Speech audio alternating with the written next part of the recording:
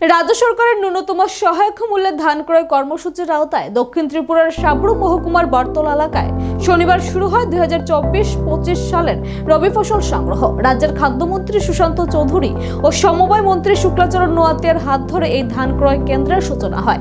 একই সঙ্গে উদ্বোধন করা হয় একটি দ্বিতল গ্রামীণ কৃষি বিপণন বাজারের। খাদ্য ও কৃষি দপ্তরের যৌথ উদ্যোগে এবছর রাজ্যে মোট 31টি ধান ক্রয় কেন্দ্রের মাধ্যমে 30,000 মেট্রিক টন ধান সংগ্রহের লক্ষ্যমাত্রা নির্ধারিত হয়েছে। বর্তমানে ধানের ন্যূনতম সহায়ক মূল্য নির্ধারণ করা হয়েছে প্রতি কেজি 23 টাকা, যা 2018 সালে ছিল 17.50 টাকা। 2018 সাল থেকে এ পর্যন্ত রাজ্যের 1,17,000 কৃষকের কাছ থেকে 2 লক্ষ মেট্রিক টনেরও বেশি ধান কিনেছে রাজ্য সরকার এবং কৃষকদের মধ্যে বিতরণ করা হয়েছে প্রায় 446 কোটি টাকা, যা গ্রামীণ অর্থনীতিকে যথেষ্ট চাঙ্গা করেছে বলে জানান খাদ্যমন্ত্রী। অনুষ্ঠানে উপস্থিত ছিলেন 39 মনু বিধানসভা কেন্দ্রের বিধায়ক মাইলা ফ্রুমক, রাজনগর বিধানসভা কেন্দ্রের বিধায়িকা স্বপ্না মজুমদার, 2 মন্ত্রকের উচ্চপদস্থ আধিকারিক ও কৃষি বিভাগের কর্মীরা। সভাপতিত্ব করেন দক্ষিণ ত্রিপুরা জেলা পরিষদের সভাধিপতি দীপক দত্ত। এবারকার মরশুমে খাদ্য দপ্তর এবং কৃষি দপ্তরের যে যৌথ উদ্যোগে আমরা সহায়ক মূল্যে ধান ক্রয় করে থাকি প্রতি বছর 2 বার।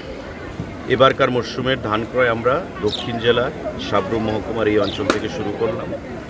সারা রাজ্যে 31টা প্যাডি প্রকিউরমেন্ট সেন্টার খোলা হয়েছে এবং দক্ষিণ জেলাও তার মধ্যে একটা বিশেষ গুরুত্বপূর্ণ, কারণ বিগত দিনে দক্ষিণ জেলা থেকে আমাদের অধিকাংশ ধান আমরা ক্রয় করেছি কৃষকদের স্বার্থে।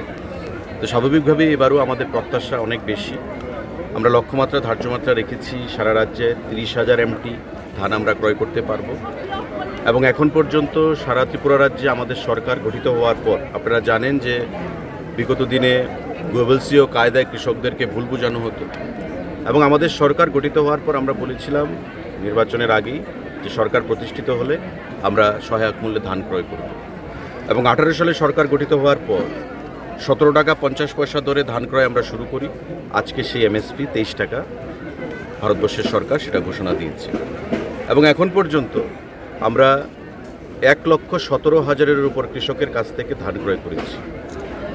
2,25,000 এমটির উপর ধান আমরা ক্রয় করেছি এবং 446 কোটি টাকা এই ধান